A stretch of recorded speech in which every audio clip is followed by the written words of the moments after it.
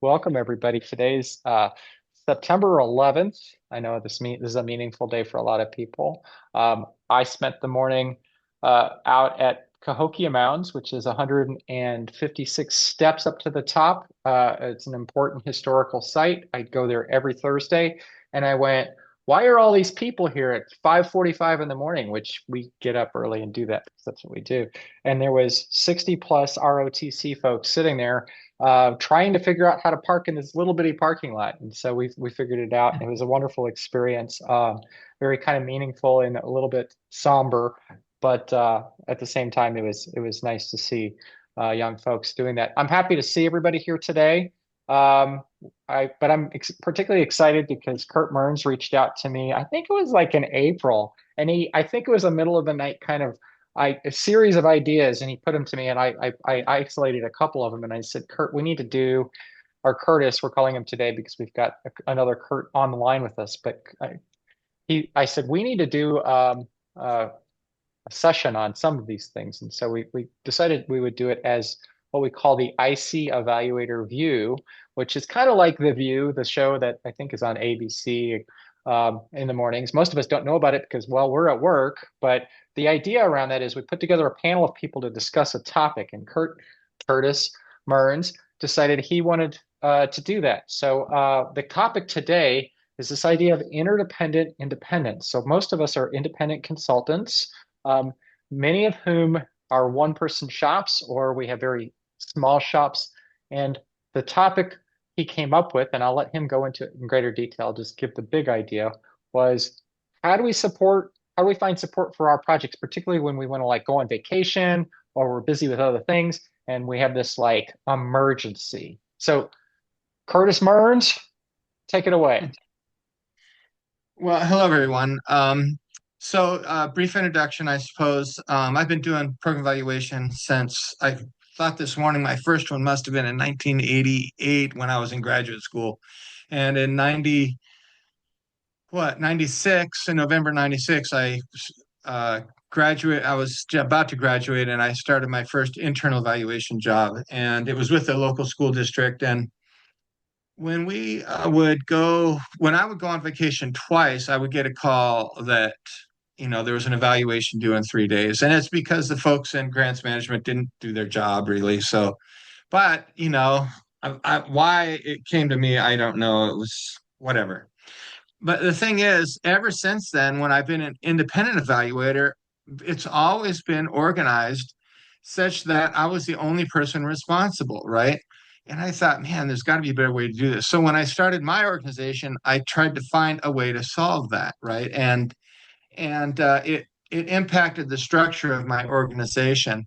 Um, and so what we do in our organization is we have a primary contact and we have a backup contact.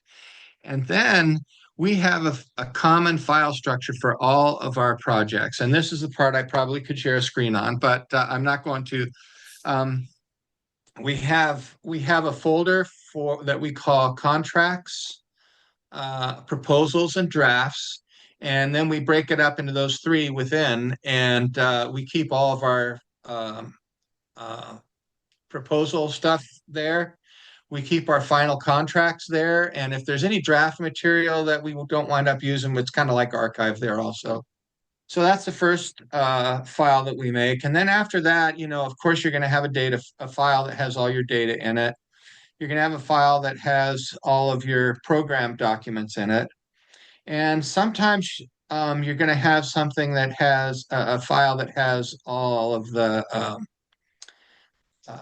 we have a file. Again, I don't have this all the time, but sometimes we'll ask the client for all of their intake documents or all their forms, right? And I'll keep that either under the data file or right next to the data file. And then the last thing is I'll have a needs assessment folder. And so we have common folders. So anybody, if I kick the bucket tomorrow, anybody on my staff could pick up my work because we have the common folders. They know where to find stuff. Okay, So that's what we do. before we go on, let's make sure we bring in our other collaborators today, the other people on our view panel, if you will. We've got Kurt I was Stuke and just going to Liz introduce. Deluzio. Oh, I'll let you I was go just at going it to then. introduce Liz. Yeah. We have no, we did, this is obviously well practiced and rehearsed. You can guys all see Yeah, that, yeah, right? yeah. Go ahead. Go ahead, Kurt. So Liz reached out to me and we met online and we actually discussed this a little bit. And so I kind of wanted to invite her to this as well. And Kurt and I have talked also in the past as well. Now, Liz has a completely different solution to this, which I am so excited to hear about because you know, if you're an independent evaluator, you have to make other arrangements. I could force, collaboration within my organization, so to speak. But as an independent collaborator, there's other arrangements that you have to make. And I realized, after talking with her, I could probably support some of my other colleagues locally in similar ways that she manages things. So, and then Kurt and I don't think we've ever spoken about this topic generally, but Mike Matt suggested he'd be a great person to talk about this, and Kurt and I have talked before, so I'm looking forward to hearing his thoughts about it too. Go for it, Liz. Thank you, Kurt, or Curtis. Yeah. So I'm Liz Luzio. I am actually new to this group too. I've been a member of the TIG for ages, but have never come to one of these meetings. So hi, I'm Liz.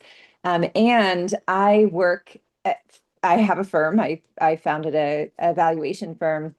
There's a N of two that are full-time staff, and the rest are just subcontractors who come on when projects are there, and then they fade off into the sunset when they're either busy or contracts end. And so without that, I've worked on teams before. We had our processes for having kind of like a PI and a co-PI in those situations, but that's a real luxury when contracts are coming in and out and or they're smaller contracts and it's difficult to pay two people well to work on it. And so I've come up with other hacks, especially I guess another example would be the type of contracts that I work on that are just ongoing. So these are organizations that don't have internal evaluation capacity. So I'm kind of like their contractor. They pay me by hour. And so what does that look like? I don't have another person that I can easily tag in there. So it became really obvious to me, though, that it was necessary. I recently was called into or reached out to by an organization that was in a lurch for a reason very related to this. They had a independent consultant who was working with them. The independent consultant got sick, fell very, very ill, was not able to finish up the work that she had done. And they owed their funder the report, and they had asked for an extension, hoping that she would be able to recover and come back to them. And it just kept getting dragged out, and they really needed the support. Although in the conversation with them, I was, okay, well, where are we at? And they said, oh, she was just about to start writing the report. We have, well, all the data are collected, et cetera. And I said, great. I said, can you share that with me? And they said, actually, no, we don't have it. We don't have any of the data. And that was a real eye opener for me. And so I had an intermittent practice that is now standard for how I operate, especially when I'm the only person. And I always have a shared folder, whether it's in their platform or it's in mine. I have a similar structure, Curtis, to yours. You were mentioning the needs assessment documents. That's my background information. I gather all of their other documents. Um, but anyway, we have this shared folder structure, and I am very meticulous about making sure that I'm taking very thorough notes, very clear with what we talked about in each of the meetings that we have, action items, what's expected. I tend towards shorthand that I don't even understand in 2 hours. So I make sure before I forget to really flesh out what it was that I was writing. Um, Hyperlink to documents. It's really just try and be as thorough as possible. And then on top of that, especially if it's a multi-stage or they have me on these discrete activities or projects, I have started incorporating memos. And so I will describe what the project is. That's the beginning of the memo, and I'll share that with them. We make sure that I have a shared understanding of what's expected, what the deliverables will be. And then I write up a memo as we're going through the process. And so it's a more formal approach, but I've actually gotten really fantastic feedback on it. And my hope there is that should something happen to me, or I need to tag somebody in and invite somebody into the project, there's a really clear trail of documentation of what we've been doing, where we left off. I would never, ever, ever have the data without that being in a shared folder as well for these reasons. All right, I'm going to stop taking up airtime. Kurt, if you'd like to share what you were thinking. I, I really like that idea of the shared folder with the customer. We do share things, but not as much. I'm in a luxury, like Matt and Kurt, the other Kurt, where I have teammates. And so they have access to the project folders. But as I was thinking about this, we have lots of different kinds of information that should something happen, it needs to be shared. And my backstory is in 2018, I went to the AEA and I walked out of a session where a woman had to deal with illnesses in her family, and she lost 3 of her 4 contracts. And I kept hearing stories like this. And I walked out of the AEA 2018 conference going, redundancy. I need redundancy. And at that time, I was a team of 1. And so that's when I started bringing on employees, and also that I dealt with the redundancy. But I started thinking in preparation for this about the kinds of information we have. And one of them is simply customer contacts. Who are they? And what information, how do you get a hold of them? What are their email addresses? What are their phone numbers? We now have like 31 contracts. Most of them are in my contact folder. I probably, may not have all of them yet because some of them are new.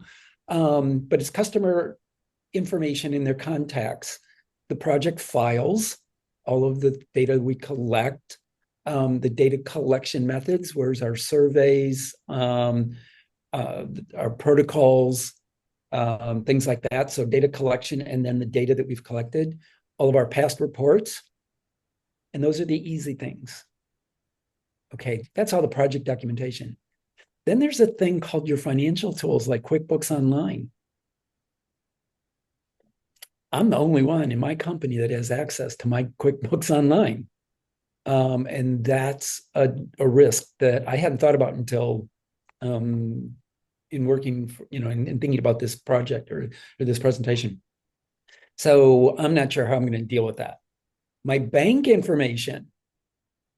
Okay, banking is kind of an important part. If you've got a company, and you should have a company accounts that are separate from your personal ones, it's who has access to that? Well, fortunately, my wife has access to that.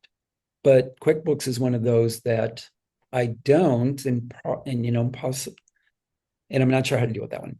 So when you're thinking about building partnerships, and how do you share if you're working with some external person, a colleague, and you want to share some of that information, what level of information do you want to share?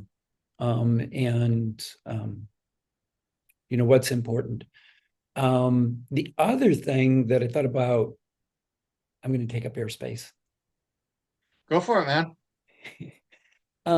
Is if you're going to form a partnership, you really should think about it in terms of a subcontract, as a contract. And so that you've got the legal agreements there.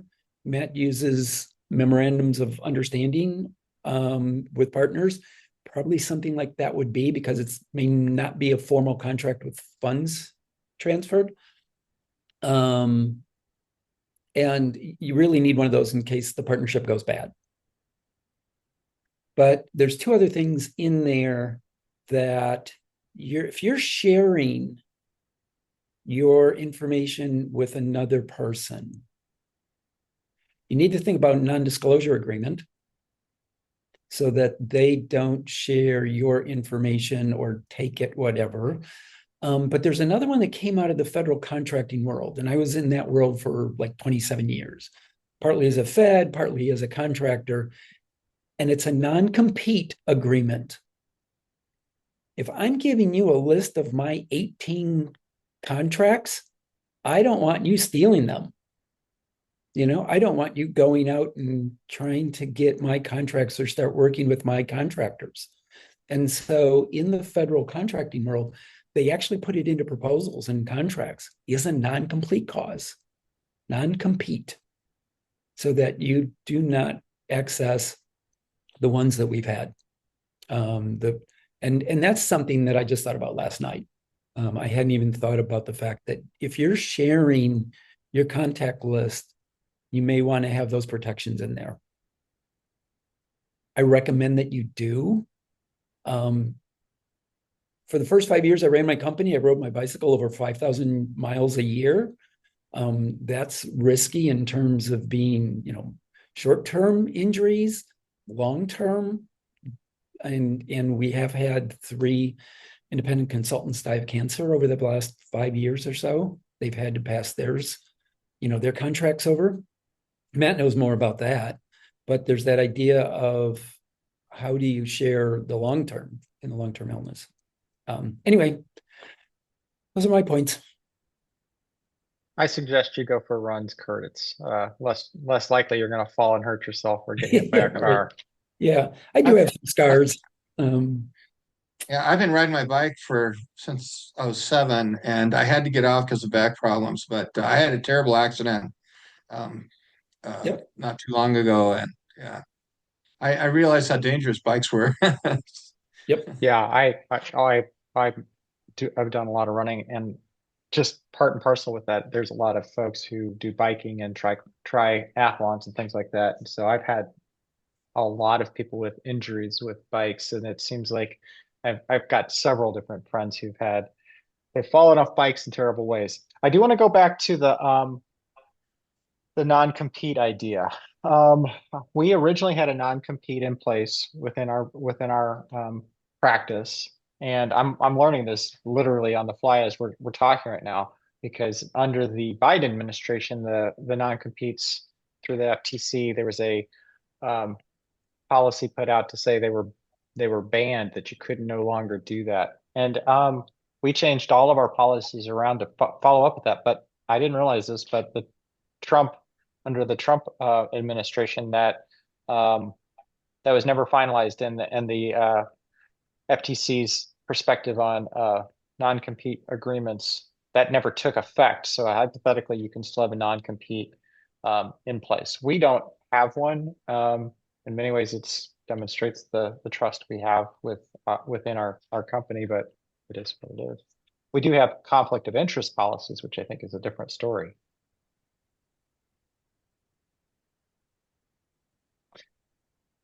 All right. Sorry, I didn't mean to go off on a It's all different good. topic there. Go ahead, Curtis. Yeah. So let's see. There's I wasn't able to keep up with all the chats. It was going by so fast. But I think one of the questions had to do with kind of long-term plans. And we actually in the previous organization I worked at, the boss did not have a succession plan. And so one of the things that I really wanted to set up in my organization was a succession plan, and I couldn't do it right away. I mean, it took me years to get to it, but I got to it. And my big goal was if something happened to me, everybody would get paid and they could keep working, and they could wind it down if they wanted, or they could keep going if they wanted. And so I actually have a succession plan. I went to a lawyer, we worked it out and made it happen. As soon as you say lawyer, you think it's a lot of money, but there's lawyers out there who don't go to court and they specialize in this sort of thing. And I'm not saying it's cheap, but it's also not nearly as expensive as you might imagine. It's a standard form and they make it happen. So that's one of the things that we did. The other, and then we'll let Liz and Kurt have final thoughts, and then we'll open up the audience. But the other thought that I had is, if I was doing the independent thing again, and I would do this again now, right? If there was a colleague in town, I can think of a colleague in town who came to me and she's like, "Hey, Kurt, I kind of want to start doing community things." And I was like, knock yourself out. I don't consider it competition. You know, um, there's just so much work. Let's knock yourself out. But if she came to me and said, "Hey, I need somebody to back me up. Here's access to my files. I'm going to copy you on emails. And if anything happens, just step in." We could work something out, I would think, right? But I think Kurt's right. You do have to have an MOU for something like that. We do have contracts for when we do 1099 employees, although I generally prefer not to. We do have contracts for 1099 employees, and we have all the things that Kurt talks about. Our NDAs are really specific to just not disclosing customer information. We don't have anything else in there. Um, I think I deleted the non-compete clause. My lawyer advised me never to sign a contract that had a non-compete clause. Um, and I think that's a little different than stealing clients. So I wiped that one out. Um, uh, and I don't want to go into the details of that. If anybody wants to talk about the details of that, just email me offline. That'd be fine. Um, so Liz, final thoughts? I'm not sure I have more, but you certainly both have given me some food for thought, even from my vantage point of some things that I could put in place. The QuickBooks one gave me a little terror, to be honest with you. I think I'll act on that one first and foremost, because you're right. I'm the only person with access to that. Yes. Matt, your point about having a CPA or someone in the back, I have a QuickBooks Pro advisor who isn't officially a CPA or tax consultant, but he understands that world. He has access to it. Actually, my tax advisor does too. Well, I imagine if something happened to you and you were unavailable to Yeah. get into your QuickBooks, Yeah. you'd have perhaps your wife or another Yep. individual who could work through that individual to get Yep. access, Yep. right? My wife knows Richard. Richard has access. So I do have a fallback there. But So I do want to have, one thing in some of the cases, like Claire was talking about a long-term, you've got time to plan and all. I would think about that. And there was one comment about the finances. Yeah, you may want to think about how to pay for someone who's picking up your work. That's great when you can plan for it. But there's sometimes it's sudden and you just need someone who can walk in and pick up if something drastic happens. And all. So let me just comment on my experience with QuickBooks. So when I set up my QuickBooks, I knew nothing. I mean, I knew nothing about books, nothing. Um, and so I set up a particular way and I started using it. I used it wrong in certain ways, and it took years to clean that up, literally years. It's because I did not have a bookkeeper officially who knew enough to fix things up. So I went from faux bookkeeper to faux bookkeeper to an accountant who didn't have a bookkeeper and didn't know how to clean it up. Finally, I got an accountant that knew something, and all the mistakes I blew into QuickBooks cost me thousands of dollars to fix. It was horrible. Um, and but my current operations, I have an office manager, and there's two things I give her access to. One is QuickBooks, and the other is my password file. So again, if something happened to me, everybody can get into stuff. And of course, she's a very trusted. Everybody in my organization is trusted. um, and I could go into more detail about that some other time. But anyway, that's how we kind of run things. There's one more thing about that I wanted to say. With Rose and Heather, when it's time to bill, we do that together online in QuickBooks. So that's kind of compartmentalized right now, so things can keep going if something happened to me. But I think most of it is covered between the office manager and the evaluators. Well, we do all need to think about what happens when in the event something happens to us. And we had a session which we did not record because it was very emotional and very touching about what to do when the worst things happen. And that was probably 2 or 3 years ago and these were a session when we talked to folks who took over for a consulting practice when the owner died. And so I can tell you right now, go out and talk to your trust attorney and think about getting a will in place because I think it's the right thing to do. Probably get a family trust the way I was suggested to go and the way I went with mine, particularly if you own a consulting practice with any bit of value to it. That was pretty dark. Okay, we didn't need to go there. Sorry about that, guys. It's all good. But I do think that's a good suggestion. I was just with the trust attorney this week with my mother, um, and so I realize I need to update a lot of things. So these are good things too. Matt, it's real life. That's real life. Society, we don't like talking about it, but we It's need really to good do it. advice. Yes. Yeah. Yes, yes. All right. Well, I think this is a good point to transition to the broad open conversation. So I'm going to turn off the AI companion. I'm going to stop the recording and I'm going to say goodbye to all those people out in YouTube land and everybody else who's live. Stick around.